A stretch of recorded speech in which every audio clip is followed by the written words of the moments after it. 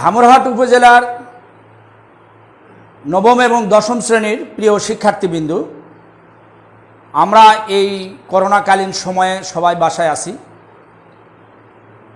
আমরা নিয়ম মেনে বিধি মেনে সবাই বাসায় থাকতে হচ্ছে, স্কুলগুলো বন্ধ। পরিপ্রেক্ষিতে অনলাইন স্কুলে ক্লাস শুরু হয়েছে। তারই ধারাবাহিকতায় আমি এস.এম. খেলা আলী রব্বানী, প্রধান শিক্ষক, চকমাইরাম সরকারি মডেল উচ্চ বিদ্যালয়, আমি আজকে তোমাদের নবম এবং দশম শ্রেণীর জন্য রসায়নের এই রসায়ন বিষয়ের সপ্তম অধ্যায়ের একটি ক্লাস করব। বিশেষ করে তোমাদের সঙ্গে আলোচনা করব। তোমরা যদি আমাদের সেটের সামনে থাকো বা টিভির সামনে থাকো, তাহলে তোমাদের সুবিধা হবে। তোমরা খাতা কলম নিয়ে রেডি থাকো। আমি আশা করি সবাই সুস্থ আছো, ভালো আছো। আমি দোয়া করি ভালো থাকবে, সুস্থ থাকবে। তো ঠিক আছে, আমরা এখন ক্লাসে গেলাম। আমি নবম দশম শ্রেণীর রসায়ন বিষয়ে সপ্তম অধ্যায়ে রাসায়নিক বিক্রিয়া সম্পর্কে কথা বলব। প্রিয় শিক্ষার্থীবৃন্দ, এই বিশ্ব ব্রহ্মাণ্ডে অনেক কিছুর পরিবর্তন ঘটে। শুধু পরিবর্তন ঘটেনি সূর্য ওঠা এবং ডুবা। তো আমরা যা কিছু দেখি, হয়তো আপাত দৃষ্টিতে সেটা পরে পরিবর্তন দেখি। তো এই পরিবর্তনটা দুই ধরনের হয়, একটি ভৌত পরিবর্তন, একটি রাসায়নিক পরিবর্তন। আমরা খেয়াল করি, একটি ভৌত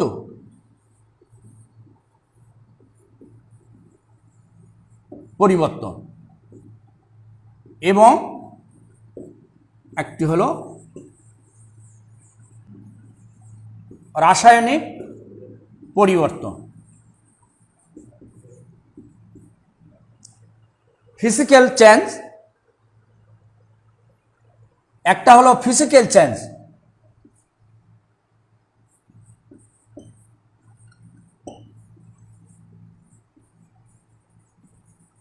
আর একটা হলো কেমিক্যাল চেঞ্জ।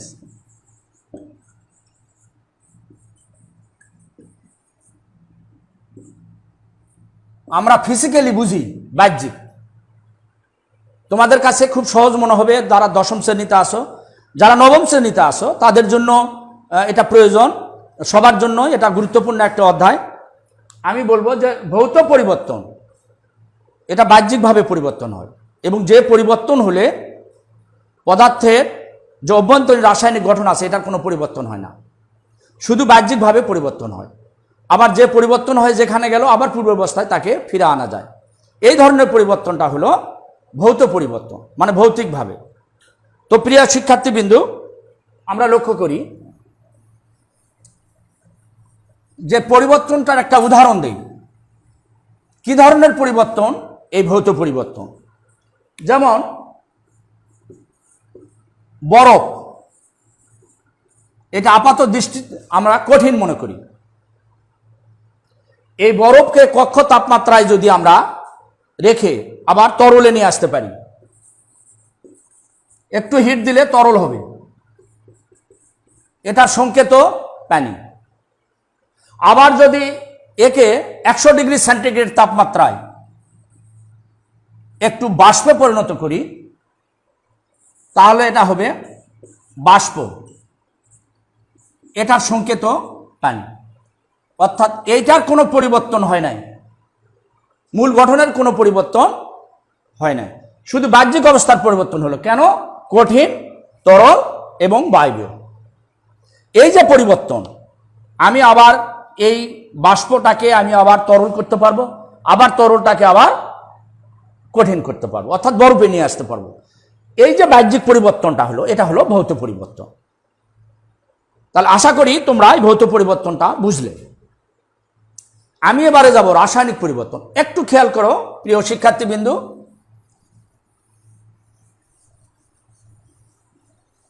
একটু খেয়াল রাখো। রাসায়নিক পরিবর্তন,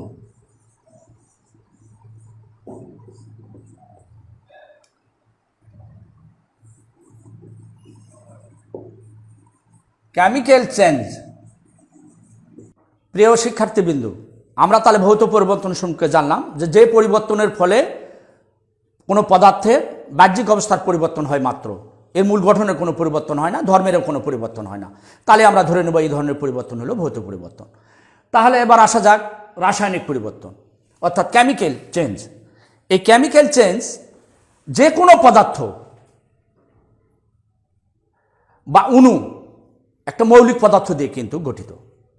এই মৌলিক পদার্থ রাসায়নিকভাবে এটা গঠন আছে। তো যদি এমন কোনো পরিবর্তন হয় যে এই মৌলগুলো তাদের মধ্যে যে বন্ধন আছে এটা ভেঙে নতুন অণু তৈরি করবে, এবং এই নতুন যে অণু তৈরি করবে পূর্বের অণু আর এই নতুন অণুর ধর্মের মধ্যে ব্যাপক একটা পার্থক্য থাকবে। অর্থাৎ পূর্বের পদার্থের সঙ্গে নতুন যে পদার্থ তৈরি হলো পরিবর্তনের ফলে এদের ধর্মেরও পার্থক্য হবে। অর্থাৎ যে পরিবর্তনের ফলে কোনো পদার্থের এমনভাবে পরিবর্তন হয় যে অভ্যন্তরীণ রাসায়নিক গঠনের পরিবর্তন হয়, ফলে তাদের ধর্মেরও পরিবর্তন হয়। তাহলে যে পরিবর্তনের ফলে কোনো বস্তু নতুন ধর্ম বিশিষ্ট অন্য নতুন পদার্থ তৈরি হয় সেই পরিবর্তনটাই হলো রাসায়নিক পরিবর্তন। তাহলে রাসায়নিক পরিবর্তন যেমন আমি ধরে নিলাম ক্যালসিয়াম কার্বনেট, এটা হলো একটা সলিড জিনিস, একে আমি চেঞ্জ করব, ভেঙে দেব, তাহলে এটা আমার হবে ক্যালসিয়াম অক্সাইড, এটাও সলিড, আর হবে কার্বন ডাই অক্সাইড গ্যাস। এটাও কিন্তু এক ধরনের ক্যালসিয়াম অক্সাইডের সঙ্গে এর কোনো ধর্মের মিল নেই, কার্বন ডাই অক্সাইড এই গ্যাসের সঙ্গে ক্যালসিয়াম কার্বনেটের কোনো ধর্মের মিল নেই, এটা পরিবর্তন হয়ে গেছে, এটা আমূল পরিবর্তন বলে। আমরা যদি ধানকে হিট দিয়ে অনেকে বলি মুড়ি বা খই বানায়, তাহলে সেটাকে তো আর ধানে ফেরত দেওয়া যাবে না, এটা রাসায়নিক চেঞ্জ হয়ে গেছে। এই ধরনের চেঞ্জ হলো রাসায়নিক পরিবর্তন। অর্থাৎ যে পরিবর্তন ফলে পদার্থের আমূল পরিবর্তন হয় এবং ধর্মেরও পরিবর্তন হয়, ভিন্ন ধর্মবিশিষ্ট নতুন পদার্থ তৈরি হয়, সেটাকে আমরা বলবো কেমিক্যাল চেঞ্জ বা রাসায়নিক পরিবর্তন। আবার তোমরা সহজ ভাষায় নিতে পারো যে পানি, হাইড্রোজেন এবং অক্সিজেন এই দুইটা মিলে হলো পানি।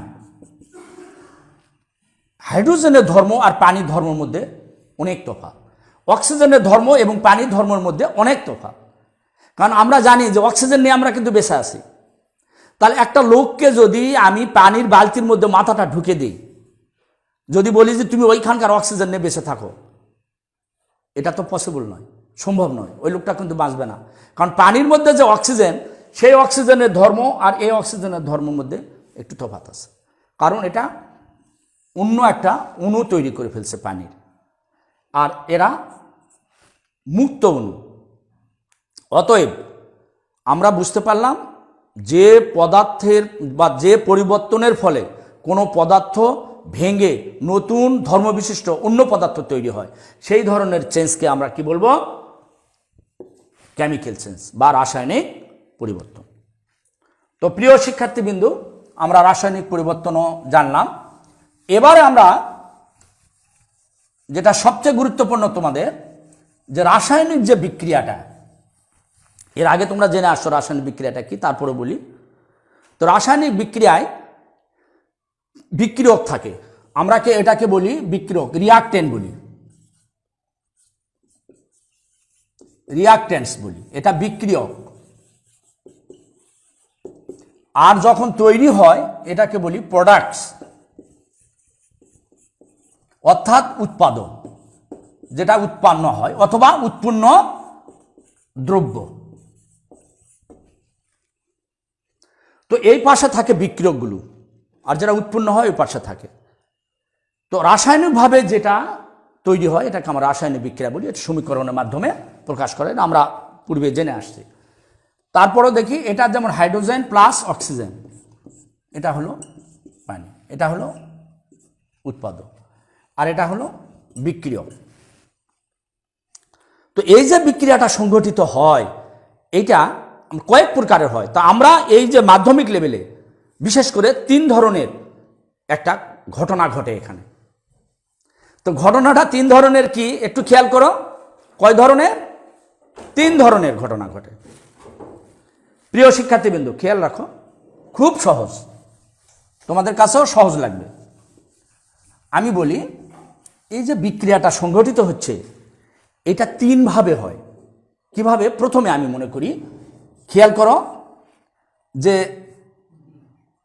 পরিবর্তনের এই যে পরিবর্তন হয়, বিক্রিয়ার যে পরিবর্তন, এই যে বিক্রিয়ার যে পরিবর্তন, সেটা দিকের উপর ভিত্তি করে হয়, দিকের উপর ভিত্তি করে হয়।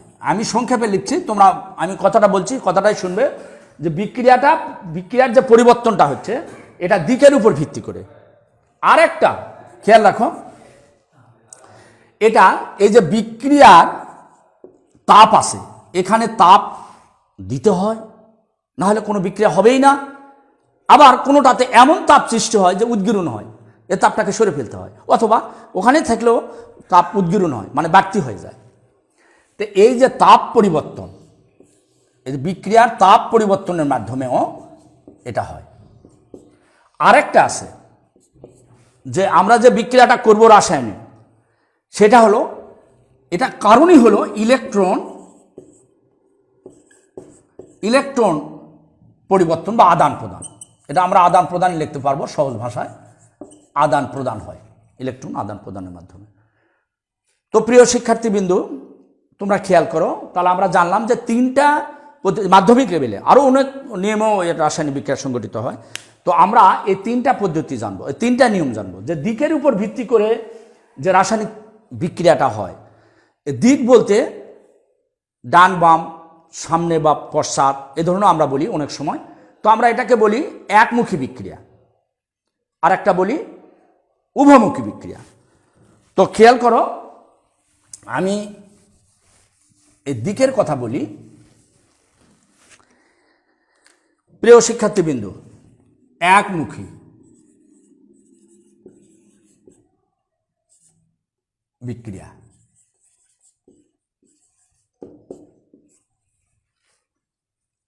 যে বিক্রিয়ায় একদিকে সংঘটিত হয়, অর্থাৎ বিক্রিয়াটা হয় একদিকে যায়, একদিকে যাবে। যেমন আমি তোমাদের এর আগেও বললাম, ক্যালসিয়াম কার্বনেটই নাও, ক্যালসিয়াম অক্সাইড এবং কার্বন ডাই অক্সাইড তৈরি হলো।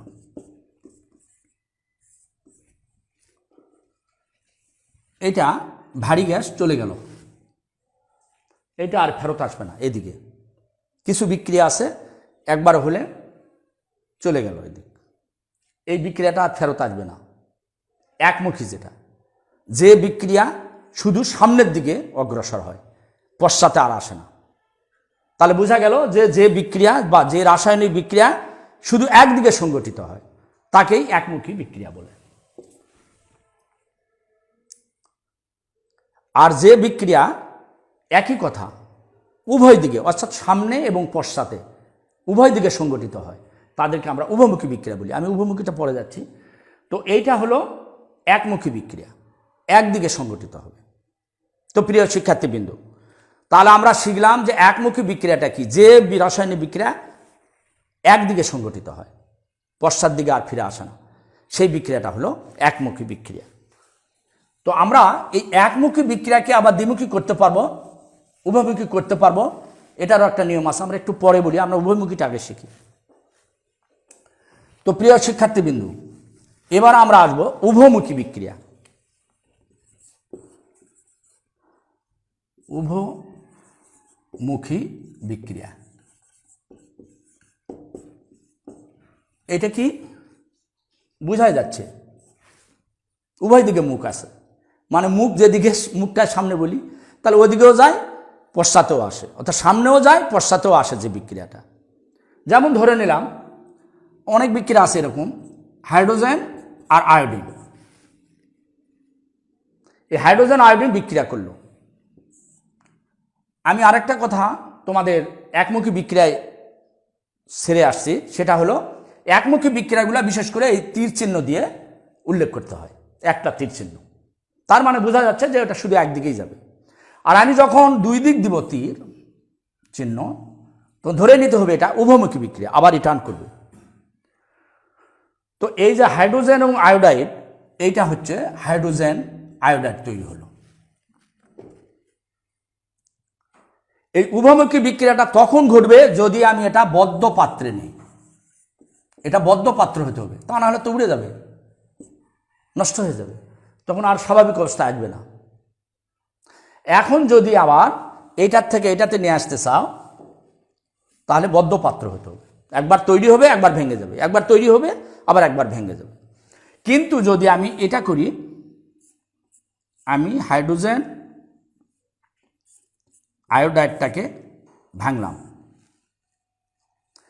এটা একমুখী হবে। খোলা পাত্র যদি হয় তাহলে হাইড্রোজেন প্লাস আয়োডিন, এটা যদি খোলা পাত্র হয়,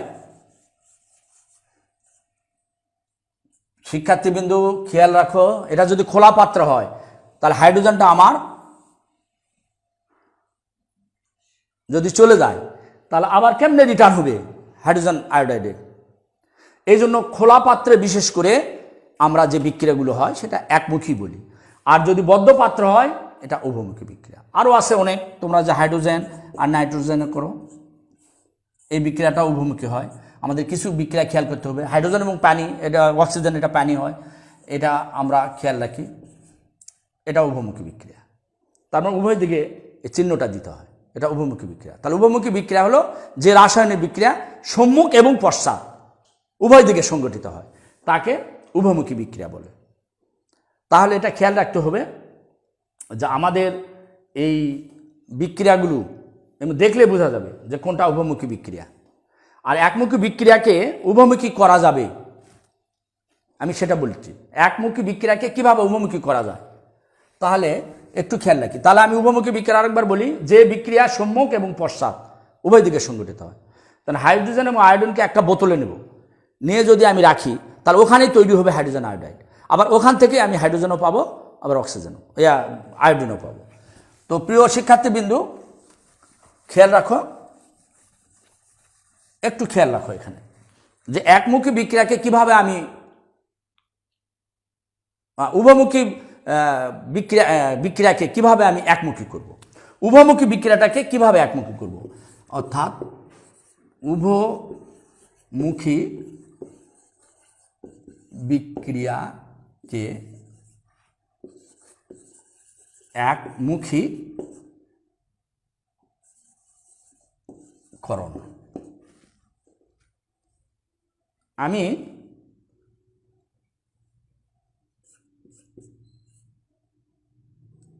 হাইড্রোজেন আয়োডাইডটা দিয়ে বুঝাই দিই। এই বিক্রিয়াটা হাইড্রোজেন এবং আয়োডিন হল, এটা বিক্রিয়া হতে পারে, ফেরত আসতে পারে। এই জন্য আমি যে কোনো একটা উৎপাদক আয়োডিন অথবা হাইড্রোজেনকে এখান থেকে সরাই নেব। এই যে উৎপত্তির স্থল সেখান থেকে কি করব, সরাই নেব, অর্থাৎ অপসারণ করব। তাহলে কোনো ক্রমেই আর সম্ভব নয় এটা আসা। মানে এই জন্য উভমুখী বিক্রিয়াকে একমুখী করা যাবে এইভাবে। আরেকটা আছে যে কিছু আছে সকল বিক্রিয়াই উভমুখী, তো যদি কোনো বিক্রিয়ায় অদক্ষেপ পড়ে, মানে আমি বিক্রিয়া করছি অদক্ষেপ পড়ছে, যেমন কিছু বিক্রিয়া আছে অদক্ষেপ পড়ে। অদক্ষেপ মানে বোঝো, অদক্ষেপ মানে শক্ত হয়ে গেছে, ওইটা আর কোনো কেমিক্যাল রিয়াকশান নেই। তোমরা খেয়াল করবে বাসা বাড়িতে যে আমরা গুড় গরম করে লিকুইড করি, করে তাতে মুড়ি দিই বা মুড়কি বানাই। তো ওই গুড়টা যদি তোমরা বাসায় আজকেও প্র্যাকটিস করতে পারো, ওই গুড়টা যদি হিট আলা যে লিকুইড গুড়টা, এটা যদি পানিতে ছেড়ে দাও, দেখবে যে একটা শক্ত বার তৈরি হয়ে গেছে, ওটা অদক্ষেপের মতো। তো আমরা যদি silver nitrate plus sodium chloride যদি বিক্রিয়া করি, এটা যেহেতু দ্বিবিয়োজন বিক্রিয়া, তারপর আমরা এটা বলি যে এটা সিলভার ক্লোরাইডের একটা অদক্ষেপ পড়বে। এই টানটা মানে অদক্ষেপ মানে নিচে পড়ে যায়, একটা অদক্ষেপ হয় নিচে পড়ে যাবে, আর সোডিয়াম নাইট্রেট লবণ তৈরি হলো। তাহলে এটা কি আর রিটার্ন হওয়ার সম্ভাবনা আছে? এটা কখনোই আর সম্ভব নয়, কারণ এ তো অদক্ষেপ হয়ে পড়ে গেছে, এখানে অদক্ষেপ হয়ে একদম পড়ে গেছে, শুধু এ আছে। এ কেমনে এই দুটা জিনিস তৈরি করবে? অতএব এটা একমুখীকরণ। তো এটা অনেক সময় থাকে যে উভয়মুখী বিক্রিয়াকে কিভাবে একমুখী করা হয়। তো এটা ছোট্ট 2 নম্বরের প্রশ্ন, তোমরা এটা আনসার করতে পারবে। যে প্রথমটা আমি কি বললাম, যে উৎপাদ যে আছে বা উৎপন্ন যে দ্রব্য আছে ওখান থেকে কোনো দ্রব্য সরাই নিতে হবে, অথবা যদি কোনো বিক্রিয়া পদক্ষেপ পড়ে তাহলে এটা সম্ভব। প্রিয় শিক্ষার্থীবৃন্দু, এবারে আমরা শিখব তাপ পরিবর্তন, তাপের পরিবর্তন। তো যে কোনো বিক্রিয়ায় তাপের কিন্তু উদ্ভব হয় অথবা শোষণ হয়, এমন কোনো বিক্রিয়া নেই যেখানে তাপ প্রয়োজন হয় না। অর্থাৎ তাপের পরিবর্তনের মাধ্যমেই রাসায়নিক বিক্রিয়া সংঘটিত হয়। এটা একদম খেয়াল রাখতে হবে, মাথায় রাখতে হবে এটা, যে তাপের পরিবর্তনের ফলে কী ধরনের পরিবর্তন সেটা পড়ে, কিন্তু তাপের পরিবর্তনের ফলে রাসায়নিক বিক্রিয়া হয়। এমন কোনো রাসায়নিক বিক্রিয়া নেই যেখানে তাপের উদ্গীরণ কিংবা শোষণ হয় না। তাহলে যেহেতু উদ্গীরণ এবং শোষণ তাপ দিতে হয় অথবা কোনোটা তাপ উদ্গীরণ হয়, তাহলে নিশ্চয় বোঝাই যাচ্ছে যে এটা 2 প্রকার। একটা হচ্ছে, আমি তোমাদের বলি যে একটা তাপোৎপাদী বলি আমরা, মানে তাপ উৎপন্ন হয়, তাপোৎপাদী বিক্রিয়া।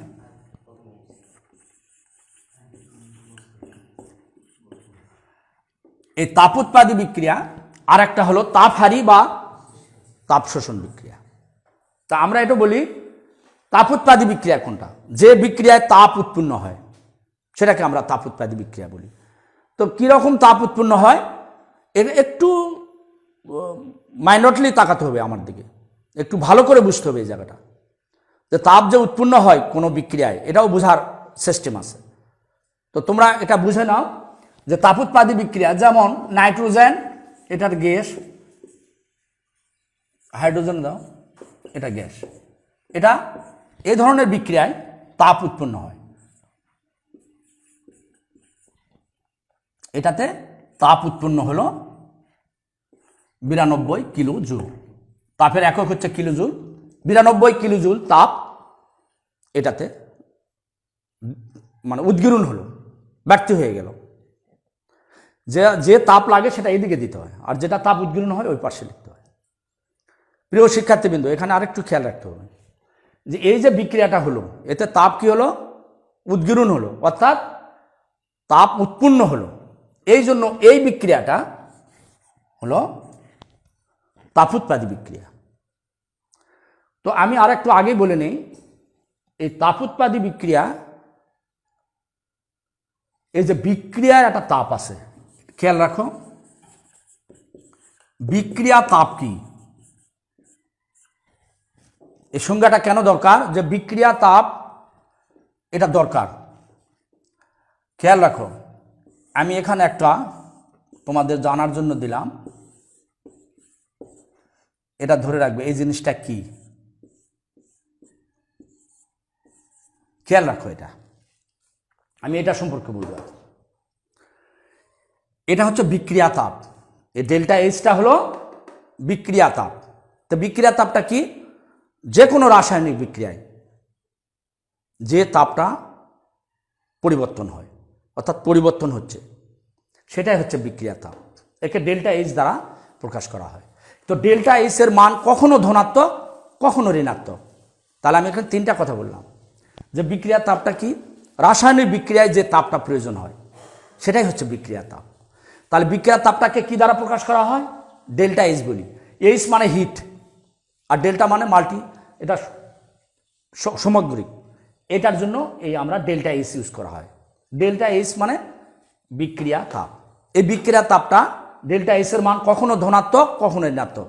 তো প্রিয় শিক্ষার্থীবৃন্দ, একটু খেয়াল রাখো, এটা আবার উল্টা শোনাতে একটু উল্টা লাগবে। যদি বিক্রিয়ায় তাপ উৎপন্ন হয় তাহলে ডেল্টা এইচ এর মান হবে মাইনাস, আর যদি বিক্রিয়ায় তাপ শোষণ হয়, আমরা এটা পরে যাচ্ছি, তাহলে হবে প্লাস। শোষণ হলে প্লাস, হলো মাইনাস। তাহলে কেমনে, এখানে তাহলে ডেল্টা এইচ কত হলো ডেল্টা এইচ কত হলো -92 কিলো জুল। প্রিয় শিক্ষার্থীবৃন্দু, কেউ যদি জিজ্ঞাসা করে যে একটা রাসায়নিক বিক্রিয়া সংগঠিত হয়ে গেছে, তার মান ডেল্টা এইচ -80, ওই বিক্রিয়াটা কি ধরনের, এটা নৈর্ব্যক্তিকে থাকে, তাহলে আমরা তো ইজিলি বুঝতে পারবো যে এটা তাপ উৎপাদী বিক্রিয়া। কারণ ডেল্টা এইচ এর মান মাইনাস হলে তো আমরা বুঝবো এটা তাপ উৎপাদী বিক্রিয়া, আর যদি প্লাস হয় এটা তাপহারী বিক্রিয়া। তাহলে আমার এটা হলো ডেল্টা এইচ কাকে বলে এটা বলা হলো। আর ডেল্টা এইচ হলো তাপ রাসায়নিক সমীকরণ, আমরা বলি যে অনেক সময় ডেল্টা দিয়ে প্রকাশ করা হয়, তাপটা বিক্রিয়া তাপ। তো প্রিয় শিক্ষার্থীবৃন্দু, আমরা তাহলে এটা ডেল্টা এইচ এর মান কত, এই বিক্রিয়াটা আবার এরকম দিতে পারবে তোমরা, আমি একটু বলি, বিক্রিয়াটা এরকম করে দিতে পারবে। যদি এরকম দাও নাইট্রোজেন প্লাস হাইড্রোজেন আলাদা করে, এখানে আলাদা করে দিতে পারে, ডেল্টা এইচ হলো -92 কিলো জুল আলাদা করে, এখানে প্লাস চিহ্ন না দিয়ে এখানে মাইনাস দিয়ে দিতে হবে, আর এখানে দিতে হলে প্লাস দিয়ে দিতে হবে। তো প্রিয় শিক্ষার্থীবৃন্দু, আমরা এবারে তাপহারী বিক্রিয়াতে যাব।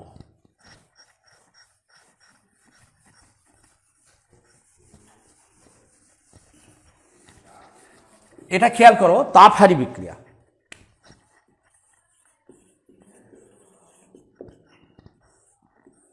তাপহারী বিক্রিয়া,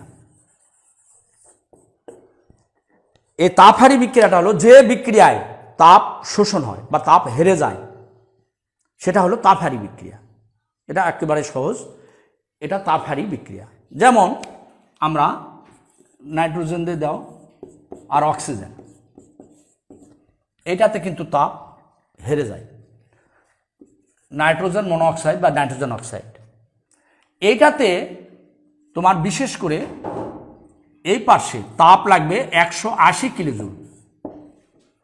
এই তাপ না দেওয়া পর্যন্ত এই নাইট্রোজেন মনোঅক্সাইড তৈরি হবে না।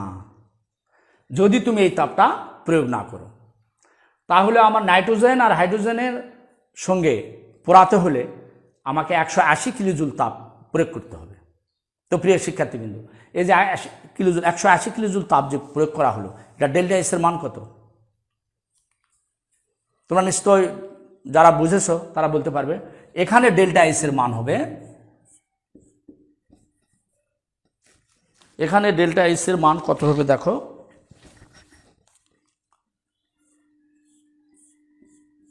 ডেল্টা এইচ হবে +180 কিলো জুল। আবার এই বিক্রিয়াটা এভাবে লিখতে পারবে তোমরা, নাইট্রোজেন অক্সিজেন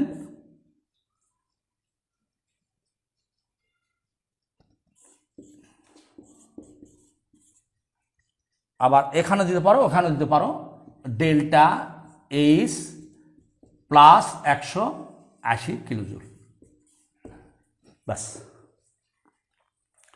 তাহলে আমার গেল তাপ উৎপাদী বিক্রিয়া, এটা হলো তাপহারী বিক্রিয়া, এবার তাপ হেরে যায়। তো প্রিয় শিক্ষার্থী বন্ধু, আরেকবার আমি রিভাইজ দিয়ে শেষ করে দেব, ভালো করে খেয়াল করো, অ্যাটেন্টিভ হও। যে ভৌত পরিবর্তন, যে পরিবর্তনের ফলে পদার্থে শুধু বাহ্যিক অবস্থার পরিবর্তন হয়, কিন্তু ধর্মের কোনো পরিবর্তন হয় না, নতুন কোনো পদার্থ তৈরি হয় না, এই ধরনের পরিবর্তনকে ভৌত পরিবর্তন ধরে। যেমন বরফ, পানি, তারপর বাষ্প, আবার বাষ্প থেকে পানি বা তরল, তরল থেকে আবার কঠিন, এটা হচ্ছে ভৌত পরিবর্তন। আবার লোহা যদি চুম্বকের কাছে রাখো, তো সাময়িকভাবে সেটা চুম্বকত্ব লাভ করে, কিন্তু আবার যদি লোহাটাকে সরে নাও, লোহা লোহায় থেকে যায়, এটাও কিন্তু একটা ভৌত পরিবর্তন। আরও অনেক উদাহরণ আছে। তো রাসায়নিক পরিবর্তন হলো যে পরিবর্তনের ফলে অভ্যন্তরীণ যে রাসায়নিক গঠন আছে পদার্থের, এটা ভেঙে গিয়ে নতুন ধর্মবিশিষ্ট নতুন পদার্থের তৈরি হবে, সেইটা হলো রাসায়নিক পরিবর্তন। তো প্রিয় শিক্ষার্থীবৃন্দু, তারপর আমরা শিখলাম একমুখী বিক্রিয়া, যে বিক্রিয়া একদিকে সংগঠিত হয়, আমরা উদাহরণ দিয়ে দেখলাম। তারপরে যে বিক্রিয়া উভয় দিকে সংগঠিত হয়, সম্মুখ এবং পশ্চাৎ উভয় দিকে সংগঠিত হবে, সেটা বদ্ধ পাত্রে হতে হবে, সেটা আবার।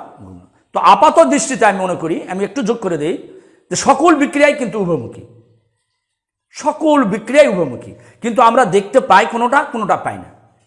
এই কারণ একটা যদি উপর জায়গা থেকে পানি একটা খাল থেকে আর একটা খালে দাও, তাহলে পানি কিন্তু যেতেই থাকে, যেতেই থাকবে, যেতেই থাকবে।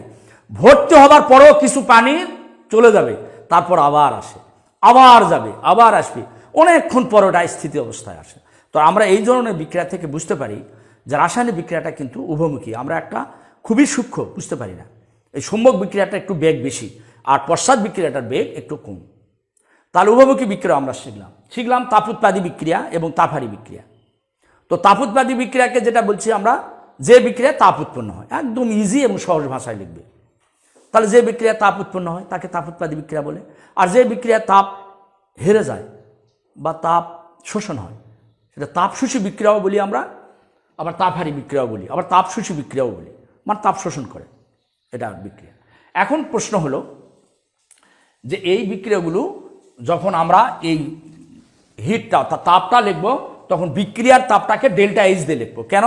যে বিক্রিয়ার তাপকে ডেল্টা এইচ দ্বারা প্রকাশ করা হয়। ডেল্টা এইচ কখনো ধনাত্মক, কখনো ঋণাত্মক। যে বিক্রিয়ার তাপ উৎপন্ন হচ্ছে, মানে তাপোৎপাদী বিক্রিয়ার ক্ষেত্রে ডেল্টা এইচ হলো মাইনাস, আর তাপহারী বিক্রিয়ার ক্ষেত্রে ডেল্টা এইচ এর মান হলো প্লাস। তো প্রিয় শিক্ষার্থীবৃন্দু, এরপরও ধারাবাহিক ক্লাস আমাদের চলতেই থাকবে। এরপর আমাদের আছে জারণ, বিজারণ, তারপরে রিডক্স বিক্রিয়া আছে। আমরা সব কিছু এর পরবর্তীতে ক্লাসে যাবে, তোমরা একটু সিরিয়াল থাকবে। আমি অধ্যায় শেষ করে অন্য অধ্যায়ে চলে যাব পরে। তো আমাদের আজকে সময় একেবারে আমাদের সংক্ষিপ্ত। আমি আশা করি তোমরা এটা চমৎকারভাবে বুঝতে পেরেছো এবং বাসায় আরেকটু রিভাইজ দিবে, তোমাদের বইটা খুলে রিভাইজ দিবে, মিলে নেবে এবং খুব ভালো লাগবে এবং দেখবে যে এটা বেশিক্ষণ তোমাদের করতে হবে না, তোমাদের মাথার মধ্যে ঢুকে যাবে সব কিছু। ধন্যবাদ, সবাই ভালো থাকি। আগামীতে আবার দেখা হবে এই আশাবাদ ব্যক্ত করে আমার জন্য সবাই দোয়া করবে। ধন্যবাদ।